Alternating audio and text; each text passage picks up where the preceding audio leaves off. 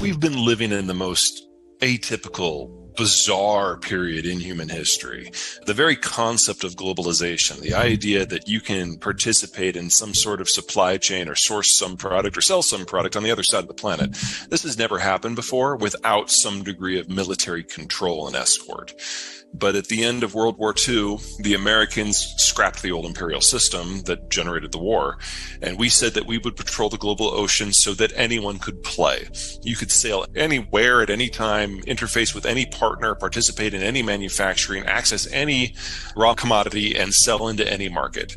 If in exchange, you would side with us against the Soviets. And that created the world that we know.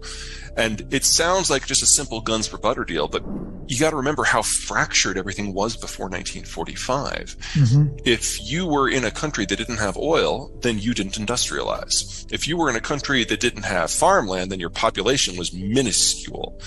Globalization allowed everyone to sell what they were good at and buy what they weren't good at, and everyone in the world became a specialist. And so we now have soy on farms in Iowa that's most productive in the world. But we also have semiconductors coming out of Taiwan, a country that was pre-industrial by every definition until very recently. And every part of the world can play now. And that has encouraged this mass diversification, and it's encouraged this mass explosion in economic activity, particularly once the Cold War ended in 1992. But it was always artificial. And it was always based on the Americans continuing to hold up the ceiling.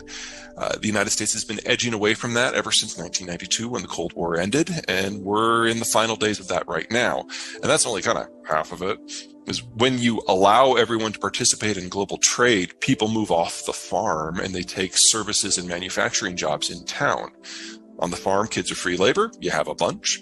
In town, kids are really, really expensive pieces of loud, annoying furniture. So you have fewer because adults aren't stupid.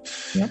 You play that forward for 70 years, and we have had a population bust in the making, global in scope for decades now. Mm-hmm. And most of the advanced world has now aged past the point of no return. That includes countries like China. So in this coming decade, it's not just that we're going to see populations aging out of being competitive. We're going to see populations aging out of being sustainable and actually being countries. One of the many, many, many outcomes of the 2020s is the end of China as a unified nation state and as an economy. But this has all been hardwired in now for 40 years, and we are finally reaching the point where the page turns. Every country is going to have its own story, because every country started aging at a different point, and they started aging at a different rate, and how you live in urban versus rural zones is dependent upon the local geography. So an example on the positive side, we started industrializing in the United States 200 years ago. So for us, this hasn't been a 40, 50-year process. This has been a 200-year process. And so our birth rate has dropped incrementally that entire time, but we've adapted to it as we've shifted into the cities. So the United States still today has the highest birth rate among any of the advanced worlds. We're the most slowly aging country. Mm-hmm. But if you go to a country like, say, China, that only started the industrialization process in about 1985, they crammed 200 years of economic advancement into 40 years. Yep. That also means they crammed 200 years of demographic adjustment into 40 years. So one of the reasons why the Chinese have been so economically successful in many people's eyes is because they have done 200 years of industrial development, building out industrial plant and infrastructure and power lines in a single generation. Yep. In the United States, we did that very slowly over the generations. We didn't finish even electrifying the countryside until the 1960s. Wow, and so that's amazing. For us, we were able to adapt each step of this into our cultural evolution. That's one of the reasons why in the United States, you're far more likely to live in the suburbs than the urban cores, because we did this on a slow process and we can make adjustments and people can still have families of size in the suburbs. In the case of China, the population was already relatively high.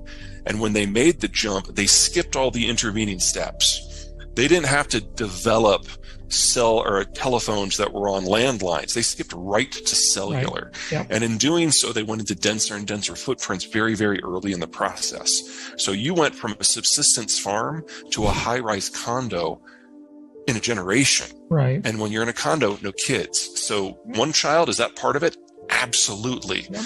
But one child is the secondary factor in the Chinese demographic collapse. The single biggest one is that they all moved in small condos in a very short period of time, and everyone just stopped having kids altogether. Yeah. So we know now that China will cease to exist as a functional demographic structure and economy this decade, because it's not just that they ran out of children. That was 30 years ago. Mm-hmm. They're now running out of 30-somethings. Yeah, sure. So historically, capital and demographics have not been intertwined. Now, yes, as you age, your net worth increases. And as you age, you become more adventurous with your investments, and that drives more economic activity. And then when you retire, you cash it all and go to T-bills because you won't be able to stomach any sort of market turning or currency turning. That's been true since the dawn of recorded history. There's nothing new there. What is new is the demographic profile has changed. So in a pre-industrial world, you had very few 60-somethings. You had more 50-somethings and yet more 40-somethings and on down. It built a pyramid. What industrialization and urbanization has done is change the shape of the pyramid. In some countries like the United States, it's more or less a chimney, but with a bulge for the baby boomers. Mm-hmm. And some like Germany, it's a diamond with more people in their 50s than their 40s, than their 30s, than their 20s, and then narrowing up as you would expect at the top. What's happening globally right now, not just with the American boomers, is that we've got this big cadre of people in their 60s who are moving into retirement, and they are a bulge in the structure. So instead of just a small group of people relative to the overpopulation that are moving on and changing their investment portfolios, we have the single largest generation in our history doing that. And on average, they will have completed that transition by the end of this year. So we go from having some of the richest, most liberal, most open, most liquid capital markets we've ever known to something that's a lot closer to the opposite in less than a year. We have our largest generation going out, our smallest generation coming in. So right now, annually, that's 400,000 worker shortage. And that will increase every year until 2034 when it'll peak at 900,000. Yeah. But we're definitely entering a period of protracted and extended and increasing labor shortage. At the same time, we're entering into a period of protracted and extended and increasing capital. China's collapsing against this backdrop. So even if we decided we were fine with a completely globalized supply chain, we still need to double the size of the industrial plant in the next few years with less capital and with less labor. Well, the baby boomers are at the height of their earning experience. Yeah. And as of the end of next year, this year, they won't be earning anymore. So the net inflows into the system from just normal demographic structure dry up considerably. The next generation down, Gen X, is very small. Yep. And even if we do succeed in having significant raises now in this labor inflationary environment, there aren't enough of us to generate nearly as much in total. So step one, we're losing volume. Step two, we're losing investment quality, because in the flight from risk on to risk off, the capital becomes a lot less interesting.